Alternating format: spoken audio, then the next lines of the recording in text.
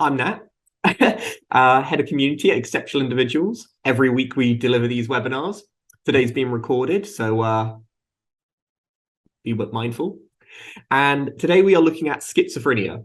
Now, for a long while, Exceptional Individuals did not do anything to do with schizophrenia. Not because we necessarily didn't consider it a neurodiversity, but more because it was an area that kind of scared us, to be honest. It's the unknown. It's a very emergent area. We didn't know much about it, but I have been cramming loads on it. I've been writing many essays around schizophrenia for my master's. And now I think it's an area which it has so many overlaps to the kind of autism, dyslexia, ADHD. And this is why I think it's useful to explore. A lot of the kind of origins of autism overlap a lot with schizophrenia, and it's only like a really small difference which can change your potential trajectory in terms of which direction you go in. Hence why we're doing this today. So as I said, these are the areas we normally focus on. Today, we're going a little bit rogue, and this is very intentional because schizophrenia is quite a in terms of understanding where it originates from, I feel like we know a little bit more than we do autism. I actually am currently creating a really detailed series on autism in terms of the neuroscience behind it and how it kind of originally forms. Really interesting. But we're going to have to wait a while for that one to come out. Now, if you are new to Exceptional Individuals, here's a little bit about us. We are mostly neurodivergent, experts via experience. We support individuals and organizations. And if you fancy a chat, you're always welcome to book a meeting with us just via going on our website. And the last webinar we did, which as I mentioned, we record them all, was neurons and glia cells. Again, a bit of a niche one, but really interesting. Everyone's talking about neurons all the time. Well, at least the people I hang out with are, but no one talks about glia cells. And essentially, these two things are integral to everything we do. And only the slightest little thing that can go wrong can normally lead to a disorder, a disease, a developmental, essentially neurodivergence. Now, it's always interesting because when we talk from a neuroscience perspective, you'll often use the word disease or disorder. And those are language that we normally kind of shy away from when we're talking about neurodiversity in terms of the neurodiversity movement. So be mindful that while these words might not be the most empowering to a lot of us, it's just the language that we use when we're talking about it on a micro scale. Now, just so you'll know who this is aimed at, I have tried to make this subject, which is, to be honest, it's a bit of a difficult, heavy subject, but I wanted to make it as accessible and easy as possible. So I've broken it down into hopefully as bite-sized chunks as I possibly could. But please let me know in the chat, what is your current level of neuroscience understanding? Are you like just getting used to it, a bit of the basics? And I'll make sure to hopefully pitch at the right level. So now let's get into it. The science of schizophrenia. Now, obviously, this is a big subject. I can only pick one little moment. We're mainly going to be focusing on the dopamine hypothesis. Ooh, two interesting words. Hypothesis is, you know what, I've got a damn good hunch, but I can't prove it 100%. And schizophrenia is a disorder that we will kind of go a little bit deeper. And dopamine is a neurotransmitter. But if you haven't heard of that before, I'm going to go into a lot more information about it. And actually, I should probably mention, I am doing my master's in neuroscience at the moment, and I'm obsessed with the brain. So fingers crossed you're in good hands. But as I mentioned, today's session is aimed at people who have a very beginning or basic understanding. And though we are going to be covering things which you probably wouldn't have researched or found out before, we are using cutting edge research, which makes this really interesting. So some things we're going to be looking at is, first of all, Neuroscience 101. Can sound a bit scary. Neuro, as in brain, science, understanding the world. So nothing kind of too scary there. Then we've got the basics of schizophrenia. If you have heard of it, but you're not really sure what it is, we are going to be covering the basis. And once we understand what it is, we can understand why it is.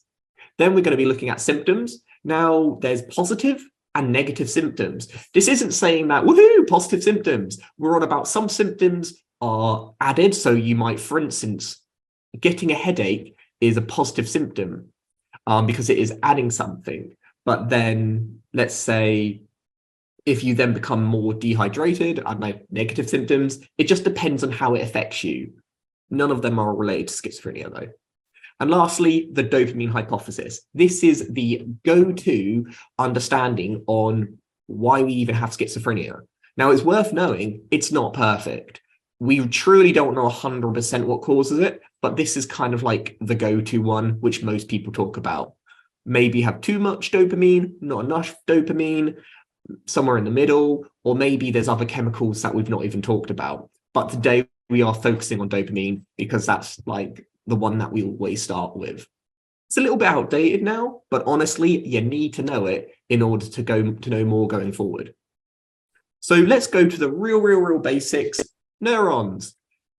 To talk about neuroscience, we have to understand the brain. So we've got our brain. Inside the brain, we've got lots of like squishy lobes, and in those lobes we have neuron cells. And these are just brain cells, nice and simple. So if you are able to, I can see one of you who have already done it, put a little pin on the old neuron, and in the on this, the whole thing is a neuron. This big old dot is the nucleus. This is kind of like the brain of the brain. We talked about that last session. The little arms are the dendrites. Hopefully this is a good refresher for those who attended last week. And at the little end of the dendrites, we have dendritic spines, also essential. Here we have the axon terminal. This is just like the highway. The little gooey bits around is the myelin sheath. That's like the insulation, which allows the signals to go super fast. And at the end, we've got the synapse. And these are the bits that kind of send the chemicals. So at the very top, we've got the hands that catch the signals. At the end, we've got kind of like the water pistols that kind of squirt the chemicals out. Now, as you can see, inside a neuron is electricity. It sends electrical pulses, but at the end of the synapses, which talks to the next neuron and the next neuron and the next neuron, it's chemicals. So electricity and chemicals is essentially how our brain works.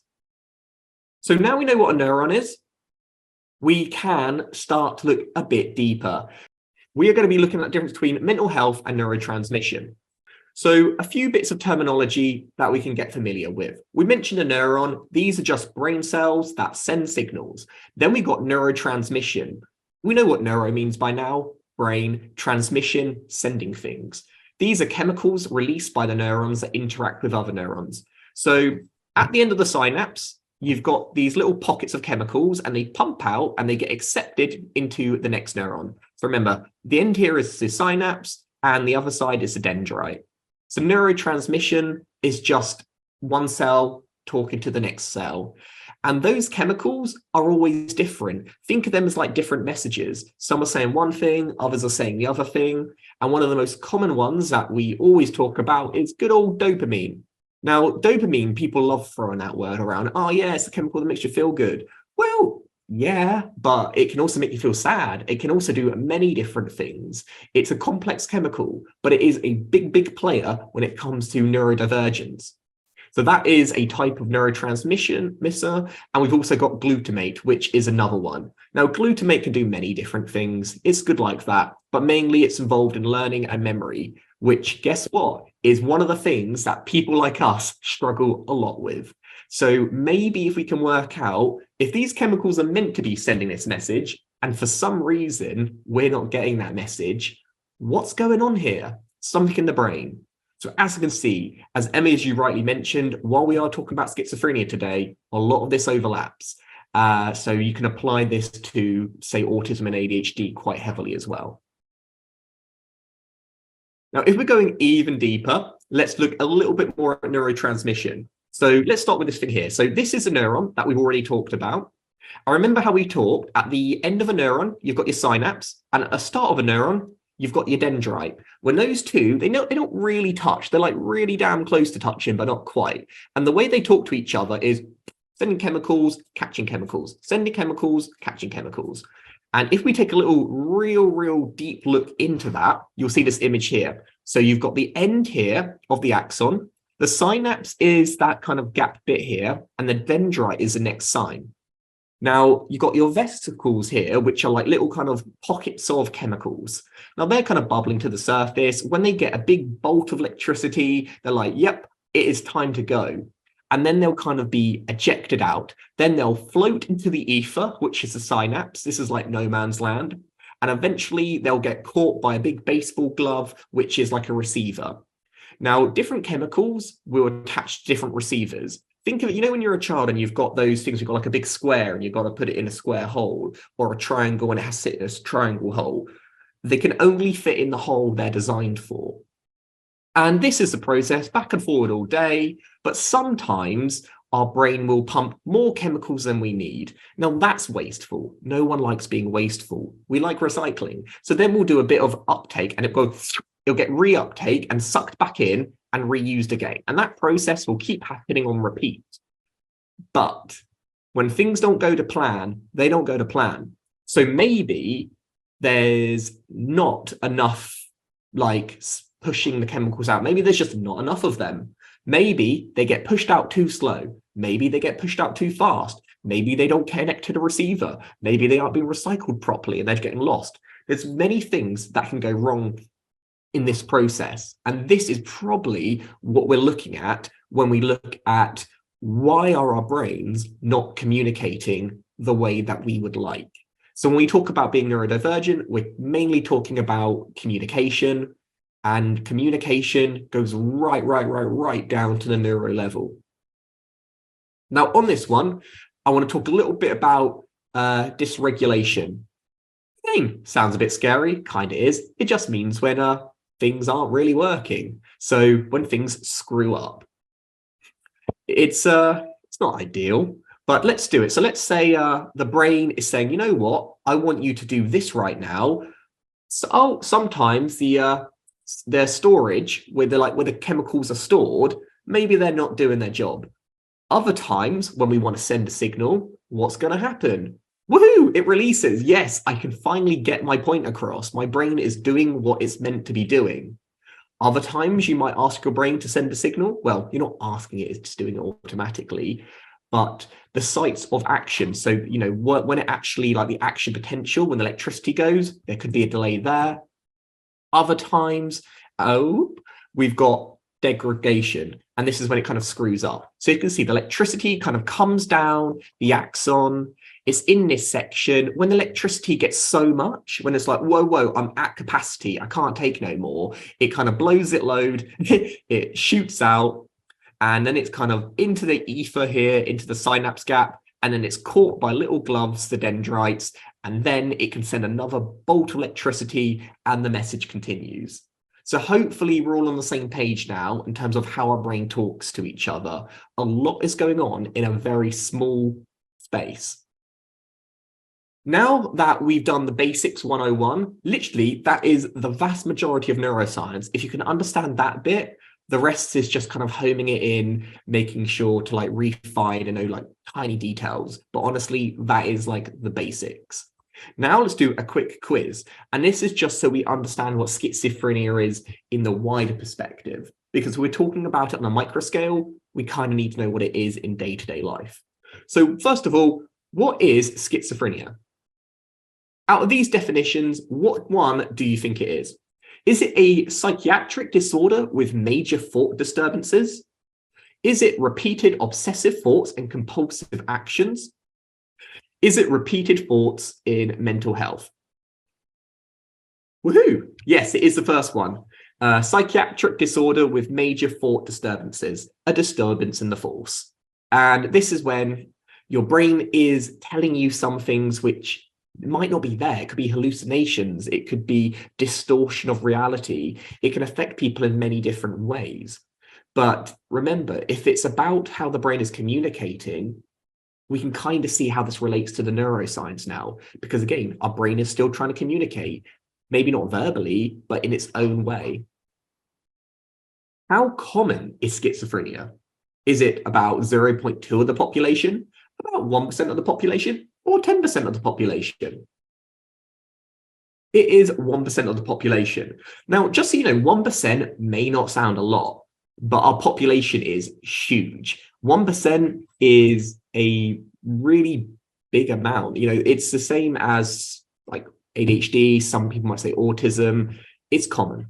So if you know someone with autism, the likelihood is you probably know someone with schizophrenia, not because they're the same person, just because they have the same level of prevalence.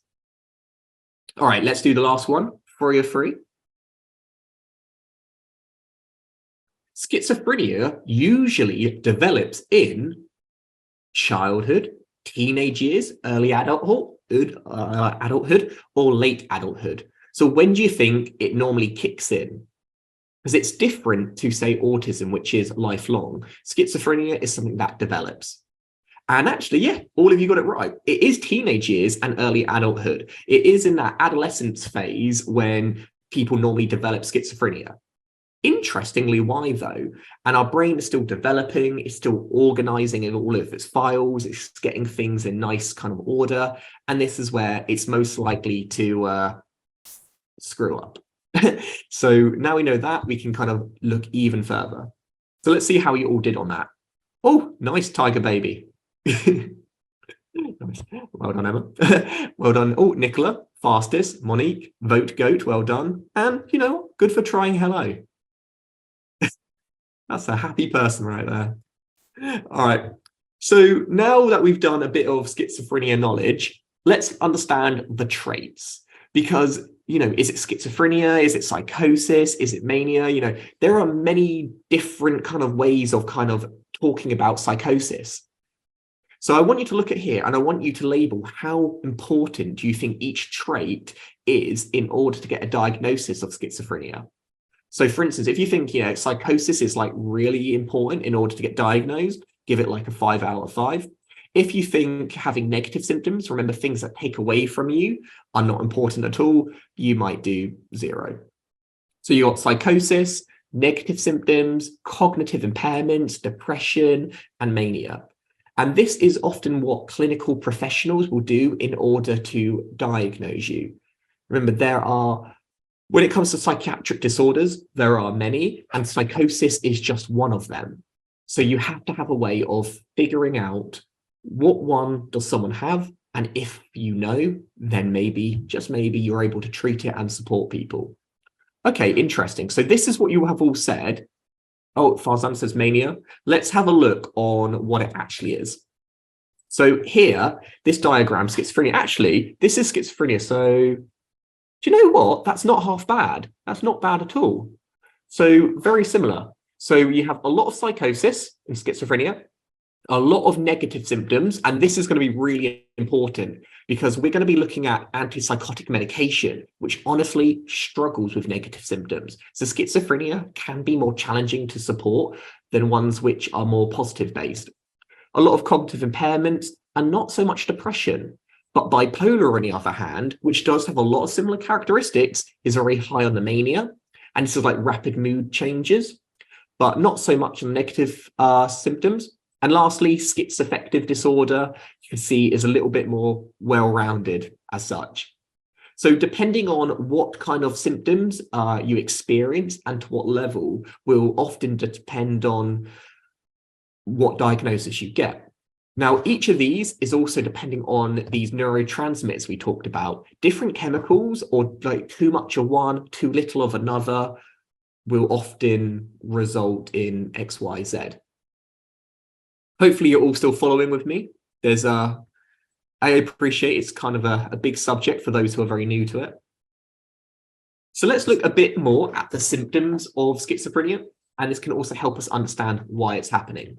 So first of all, you have cognitive impairments, and this affects like working memory, spatial memory, decision-making. Here, we've got a lot of overlaps with neurodevelopmental, things like dyspraxia, dyslexia, really common that this part can be severely affected.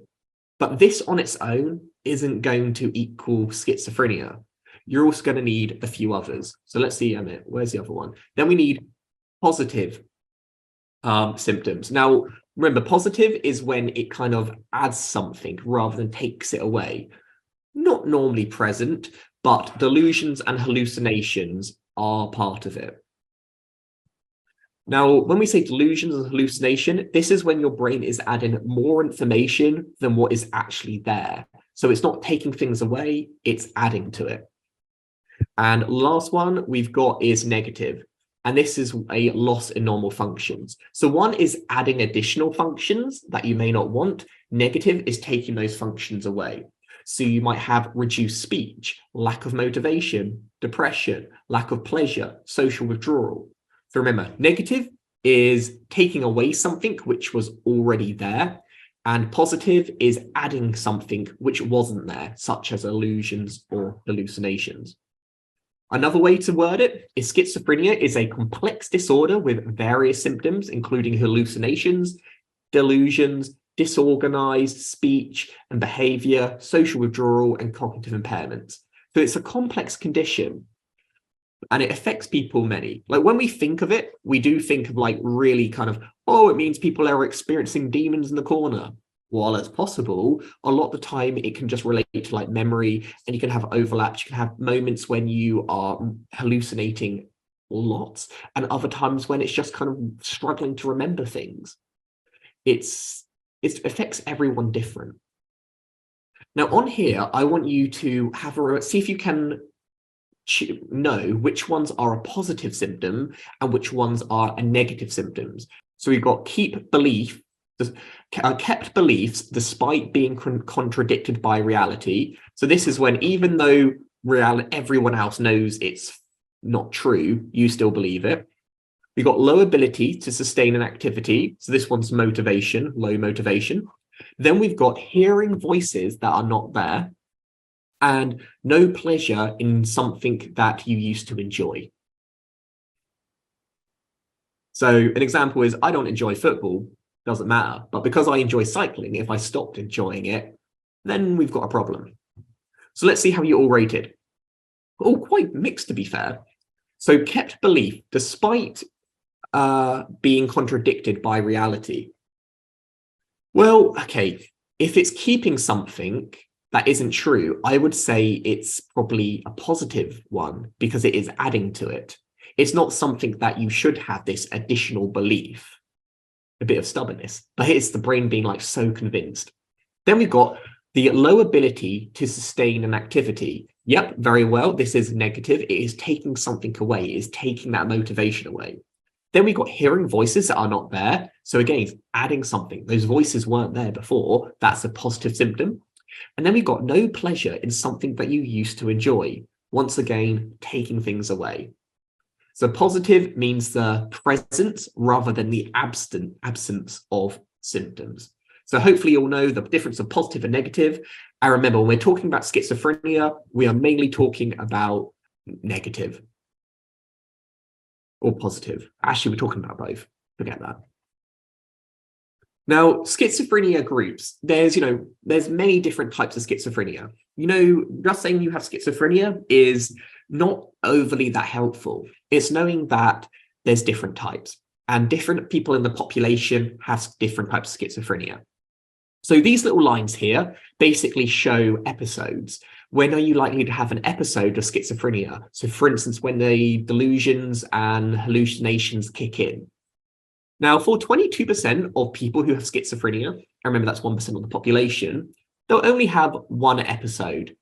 And that's it. One episode and done. That's, not bad, I guess. Just one bit of schizophrenia and we're good.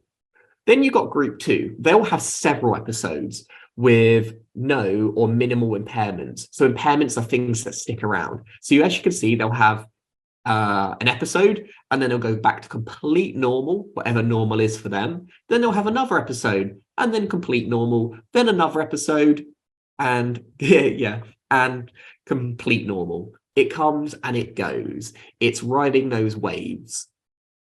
Similar almost to bipolar in some ways. It's not continuous, it's up and down. But this bipolar is up and down, where this is up and normal, up and normal. And I use the word normal here because normal is how our bodies are the majority of people will act. Then we've got group 3, and this only affects 8 people, 8% of people. I'd suck if it was just 8 people. So impairments after the first episode with subsequent exacerbation and no return to normality. So as you can see here, though it looks very similar to group 2, it goes up, but if you notice, it doesn't quite go back to normal. So once you have your first episode in your early teens, you are going to continuously have schizophrenia. And while it won't be that severe, it's never really going to go away. And then the last one, group 4, which is 35% of people with schizophrenia, is the most severe. This is the one you really don't want to have if you don't want to have any of them. And this is impairments increasing with each several episode with no return to normality. So say here, you don't have schizophrenia when you're younger, then you get to teenager, you have a schizophrenia episode, and then it never goes back to normal. But then you have another episode and it gets even worse and worse. So as you can see that each episode gets more and more severe, and unfortunately, it never dips back to normality. So these will all depend on different factors, and it's quite useful to know what group you are. So if you do have schizophrenia, or if you do know someone who has schizophrenia, it's quite useful if you're able to understand the group that they would fall in, because it might help you understand a bit more about them. Now, in terms of how do we get schizophrenia, we don't really know, to be honest. But it's probably a combination between environment and genetics. So on this one, I want you to select which one you think is going to have the biggest impact. Yep, genetics. Now, don't get me wrong, genetics play a huge part, but we don't have the research to prove 100% that it's all down to genetics. A lot of the time, it could be environment. So, for instance, maybe your family had schizophrenia. Well, you're at a higher likelihood of having it, but maybe they didn't have schizophrenia, but as a child, you were subject to abuse, you had a stressful upbringing, you're in a work where the environment is just overwhelming, maybe you've been doing drugs like marijuana as a teenager, then this increases the likelihood of schizophrenia tenfold. Now, you might have heard that weed increases the likelihood of schizophrenia. Well, it's true, but interestingly, once you're an adult, there's no extra increase. It increases the increase when you're a teenager. So if anyone tells you drugs are bad, MK, they are when you're a teenager. When you're an adult, the science doesn't really back that up. Though obviously, do what you want, not advocating. But it is interesting that your formative young years really are when you are most susceptible and vulnerable. So you really do have to look after this old noggin of yours. When it comes to genetics, there's not really much you can do. I think it's just being aware of your family background. Now on here, I want you to rank the environmental risks. So we're not talking about genetics at the moment. We're talking about the risks of just being alive. So which one do you think has the biggest impact to whether or not you might end up with schizophrenia? Do you think, and just say you rank them up like there, if you think pregnancy complications early in the womb might really be one of the biggest issues, maybe that's a 1. Or exposure to infections, childhood trauma, or cannabis. So as you can see, do we really know? I mean, it's very much debated, but all of these things can contribute to a higher likelihood of schizophrenia. So it's not just genetics. Pregnancy complications definitely can, again, a bit out of control. Childhood trauma is really interesting. And this is an area which I love to do more research on. When you say, when a child has some trauma at a young age, they're not going to remember it. They may not remember it, but the brain remembers it, because quite often your brain just floods itself with chemicals. Remember these neurotransmitters, and it can completely rewire the brain. And you don't really notice the impact of this early trauma until adolescence or when you get older. So interestingly, it can have a big impact, even though it's not immediately obvious. Cannabis, as we mentioned, can have a big impact, but only on young children. So if children or teenagers are doing cannabis, it's going to have a bad impact. As an adult, it's not going to increase your likelihood of schizophrenia, or at least that's what the research says.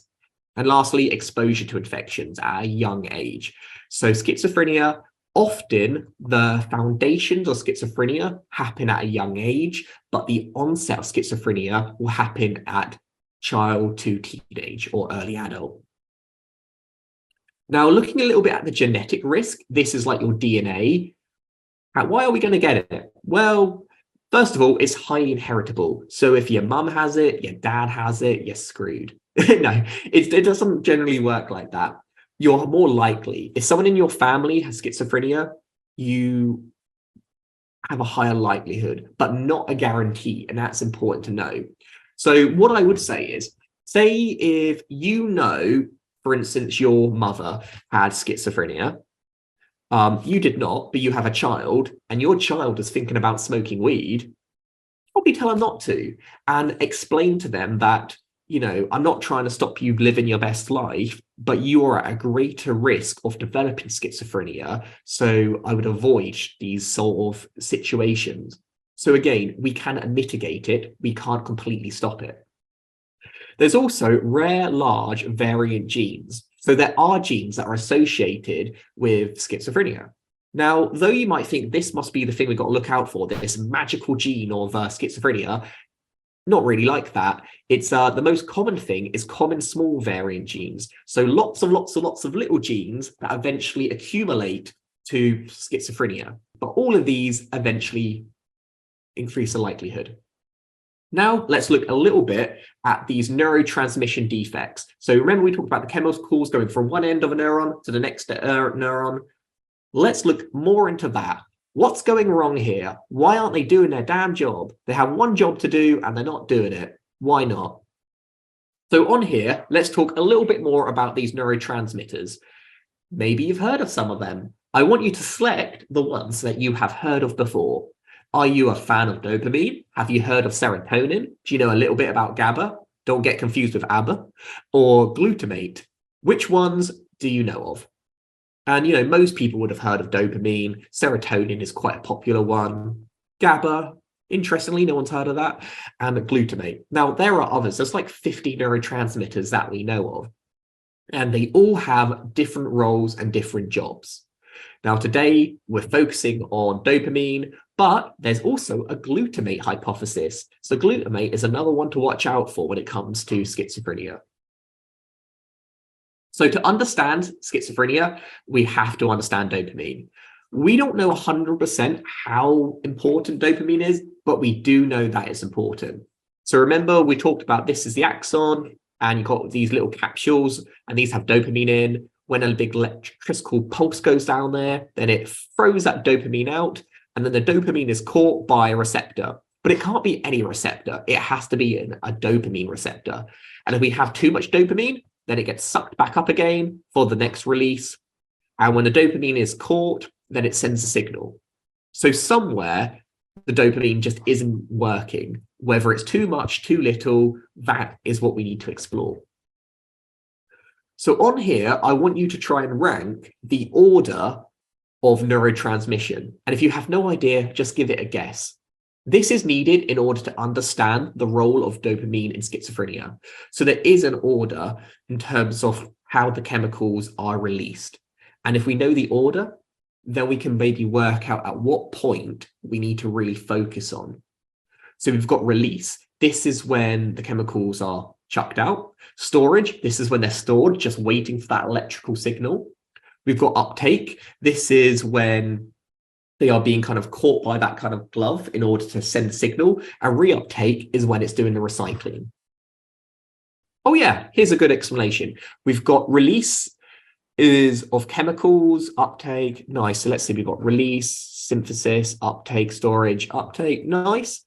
Not too bad. Let's see how you all did. So this is the official order, hopefully. So you've got reuptake, the movement of neurotransmitters. So this might be when they are coming down here, they're settling, they've been reabsorbed. Then we've got synthesis. This is combining elements to form something new. So think of this like the workshop. Oh yeah, a couple of these chemicals, a couple of these, let's kind of create them. The brain has to recreate them each time. Once that's done, then we do storage. This is where they kind of chill in these pods. You know, they're waiting for their train to arrive. They're not really doing much at the moment. They are just waiting around. Then we got the release. This is when the electrical signal gets like too much and they get like pushed out, and now they're in the synapse. After then, they're reuptake and they're reabsorbed into the receptors. And then after then they might be retaken up and recycled. So this process is, again, how the brain communicates with itself. And this happens all over the brain, but there are some areas of the brain which are like the highways, like the kind of super motorways of the brain. And we call these dopamine pathways. So this is where it's all happening, a lot of traffic, and you've got the mesolimbic. This is involved in memory, motivation, that's the green one. Then you've got mesocortical, the yellow one, that's the longest one, and that's involved in memory, motivation, and emotions. Then nitro, blah, blah, blah. Come on, computer. Nigrostriatal. That's what I said. The blue one, that controls movement. And lastly, the supraventricular. Oh, I won't even try that one. But these are the key pathways. So which pathway is the pathway which we need to keep an eye on? Well, if we look at this dopamine hypothesis, again, this is the go-to hypothesis in terms of why schizophrenia is a thing. We need to look at the positive symptoms. So first of all, more dopamine in the mesolimbic pathway. So the mesolimbic pathway, remember, is that one, the green one. Then we've got high levels of dopamine in the nucleus accumbulate of the striatum. So at the moment, we're looking at too much dopamine. And remember, because we've got too much dopamine, that's a positive symptom. And then we've got lead to positive symptoms. So in here in the pathway, if we have too much dopamine, then we get positive symptoms. Too much dopamine, positive symptoms. Positive symptoms because of too much dopamine. Nice. But what about negative symptoms? How do we get negative ones? Well, if you have less dopamine in the mesocortical pathway and lower levels of dopamine in the prefrontal cortex lead to negative symptoms. So you'll notice that you won't have positive and negative at the same time. It's often how your body is working with the dopamine. Either it's doing an excessively effective job and it's taking too much dopamine, or it's just like a massive blockage and not enough dopamine is going through. So depending on how your body is using that dopamine will really depend on what symptoms you get, whether it's positive or negative. Now, there is evidence to back up the dopamine hypothesis. First of all, in the 1950s, doctors saw that antipsychotic drugs lowered positive symptoms of schizophrenia.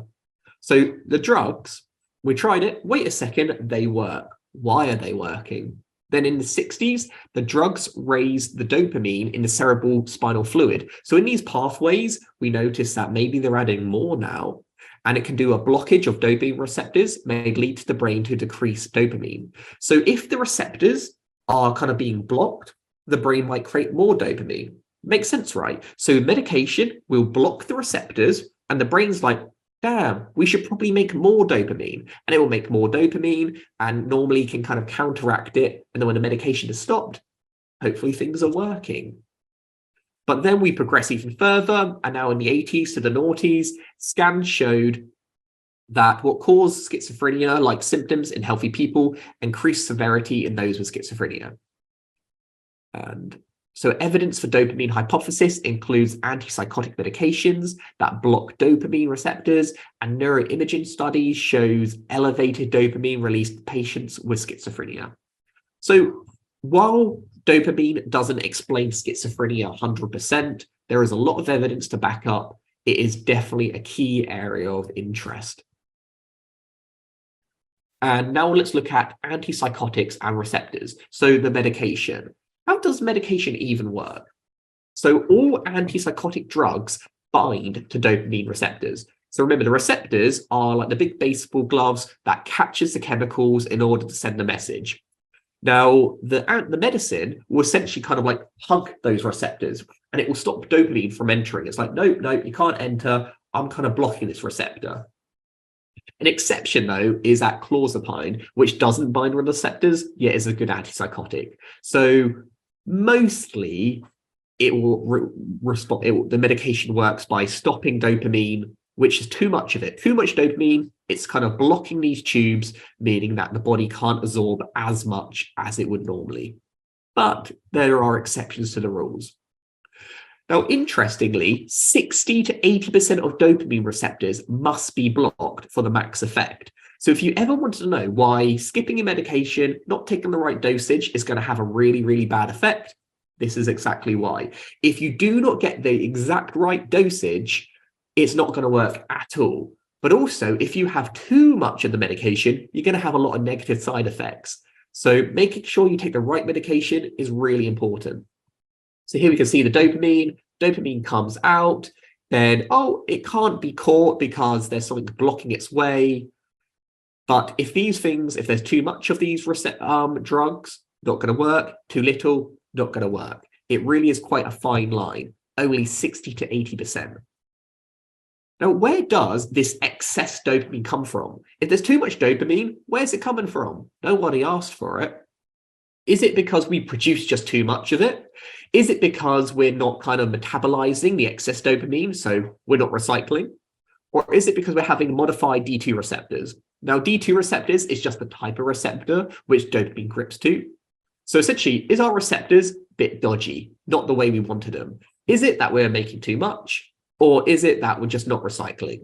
Well, it's all of them. So you can see when it comes to treating schizophrenia, it really is just throwing a big old net and seeing what we catch, because it's really difficult for us to know what works. So some medication will work at producing less dopamine. Other medication will work at making our body recycle more. Other medication will make sure that the receptors are working stronger. So really, different medication will impact different things. And sometimes it is a little bit trial and error. So quick question to all of you. If we know that 30% of people are not responsive to drugs, does this challenge the hypothesis? So we think dopamine, too much of it causes psychosis. If 30% of people, if the drug does not work, does this disprove the hypothesis?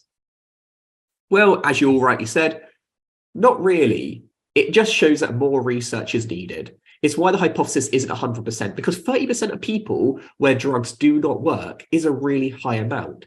But because we said how it affects you, like if your schizophrenia is due to a different reason than one of these three, then the medication isn't going to work. So it's clear that we do not have the full picture.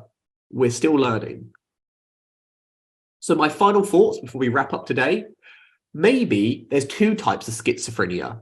Maybe there's one that is related to too much dopamine, and maybe there's one that is not related to too much dopamine. But at the moment, we only have one category. So potentially the diagnosis might split into two later down the line, once we get a little bit more information. The dopamine hypothesis can't fully explain schizophrenia. So please do not go away today and say, I know what schizophrenia is, it's too much dopamine. For some people, not for everyone. So more research is needed. Antipsychotic drugs don't fully treat negative symptoms. So while they're really good at treating positive symptoms, not so good at negative symptoms. So it doesn't get rid of schizophrenia completely. And last of all, as I mentioned at the very start, there's also a newer hypothesis called the glutamate hypothesis, which I'm not going to have time to go through today. But as we looked at too much dopamine, let's also look at maybe too much glutamate. And maybe, we talked about being two types of schizophrenia. Maybe one is related to dopamine and maybe one is related to glutamate. But they just have kind of similar outputs. But the way you might want to treat them might be completely different. So here are some lovely references to prove that I wasn't just making a lot of this up. But I must say that this is still research. None of it is proven 100%. So this information hopefully will be outdated in a few years, because it means we are learning, we are developing, we are changing our understanding. So please do further research before you make any active decisions on yourself or other people, or speak to a clinical professional. Now, I always talk about workplace needs assessment. If you do have schizophrenia, You are covered under the Equality Act, and you can get support in the workplace, so please do contact us. And I'll finish off with any questions. Any questions from the audience? With ADHD being so strongly related to dopamine uptake and production as well, is there a big overlap then between, is there like a high like comorbidity with schizophrenia and ADHD? Yeah, unfortunately, there is a high overlap.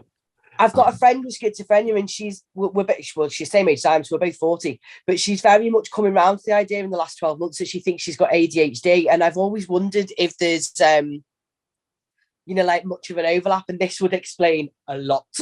Oh yeah, no, there is a lot of overlap. I remember what I told when I showed you like group 1, group 2, group 3, group 4, where schizophrenia can affect you very differently. So some people might just have one episode and done. Other people might have an episode and go back complete normal. So when we say schizophrenia, that can sound quite scary, but it depends on what kind of group you fall into. So not all schizophrenia is kind of the scary type. Sometimes no, she's like group 2 to 3. She has episodes, and she's very much in an episode when she's in an episode, but 99% of the time, she's fine. Like completely doesn't have any ongoing that is symptoms. the kind of the case with, again, a lot of neurodivergence is that, to be honest, you only really need a diagnosis or treatment for it if it affects your life in a negative way. If it is something that you've learned to live with, then just keep living with it. It doesn't have to be a negative.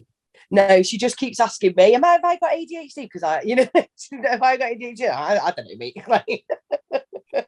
I mean, that's why it's important, because like you could give your advice, but there's so many other potential conditions. Like as we talked about, if things are just slightly different, potentially you would have a different diagnosis. So that's why it's so important to speak to a professional rather than self-diagnosing. So just subscribe to our YouTube channel and check it out.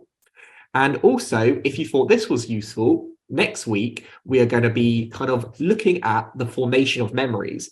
And this really links heavily into today, because we talked about how one of the side effects of schizophrenia, or the symptoms, can be memory formation.